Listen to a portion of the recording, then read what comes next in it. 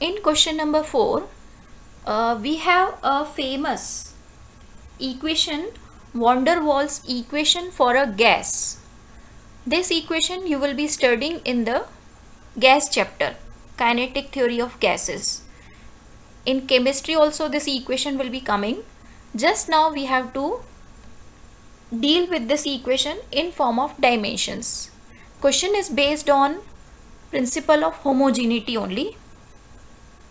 So P plus A upon V square in one bracket into V minus B in the next bracket equal to RT. Now question is determine the dimensions of A and B. Okay, hence write the SI units of A and B. Now in this question, this is actually the relation between pressure and volume. R is a constant and T is the temperature. So should we need the right side of the equation? Let's see. See students, always you have to search the plus sign or minus sign in these type of questions.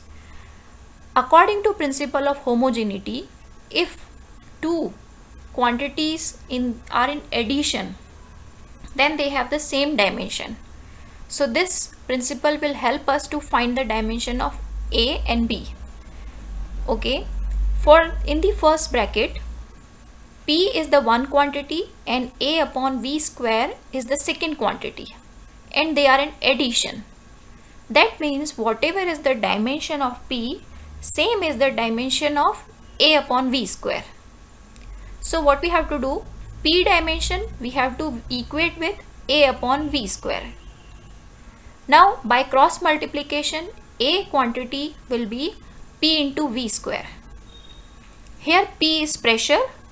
You have to learn in this equation P is pressure and V is volume. Maybe that it will not be given in the question. So P pressure, now its dimensional formula we have to learn. So pressure dimensional formula you can see from that table which we have made. So M1 L minus 1 T minus 2, and volume dimensional formula is L cube, because volume is in meter cube, so L cube, and volume's square we have to put, so it will become L power 6. Finally M power is 1, T power is minus 2, and L power minus 1 and 6, so it will become 5. So A answer we have obtained. Now let's see the B answer. It is easy to solve. Quantity volume and quantity B are in subtraction. That means they should have the same dimension. So we have to equate B with the volume. Volume answer is L cube. That's why B answer is also L cube. So this way, if dimensions are asked, these are the dimensions only. Okay, MLT things. And here units are also asked. So unit we can make from the dimension itself. A unit will be, in place of M we have to write kg. M is mass and SI unit of mass is kg. In place of L, length, we have to write meter. So meter power 5. In place of T we have to write second, power minus 2 is here. So just replacing the dimensional symbol, we can get the unit. In the same manner, what is the SI unit of B? So in place of length, meter, and power cube we have to apply. So this way we have solved question number 4. Let us proceed to question number 5. Question number 5. Find the dimensions of A upon B in the equation F equal to A root x plus bt square, where F is force, x is distance, t is time. Okay, again this question will be solved by using principle of homogeneity. So one side, that means left side of the equation, force is already given. So the two quantities which are in addition, they should have the same dimension, and also their dimension should be equal to the quantity on the left side. Okay, so what you have to do, given thing, that means force, you have to equate with the first quantity. So in addition, you have the quantity a root x, first quantity, and b t square. So first quantity a root x we have to equate with force. We are only equating the dimensions, that means the units. Okay, fine.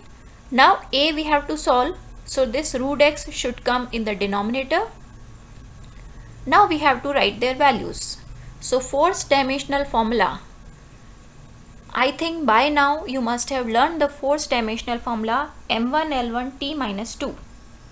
It's very easy to remember. Force is m1 L1 T minus 2. So m1 L1 T minus 2 is written here. Root x is in the denominator. So x means length. It is written in the question, x is distance. Distance means length, L. Root means power half. So finally m and t are same only, m power 1, t power minus 2. L power will be changed. L power 1 is in the numerator, L power half is in the denominator, so L power half left. Next quantity in the addition was bt square. So bt square we have to equate with the force again, because force is the known quantity. So bt square is equal to force. So b is f by t square. Force is m1 L1 T minus 2. T square is t square. Now, should we cancel t power minus 2 with t power 2? No. Okay. They don't have the same power, so they cannot be cancelled. So this t power 2 will be shifted in the numerator. It will become minus 2. So minus 2 minus 2, 2 will appear.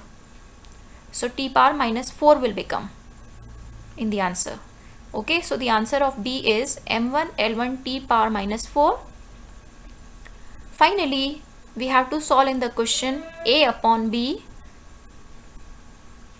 So A and B you divide and check that this answer is coming.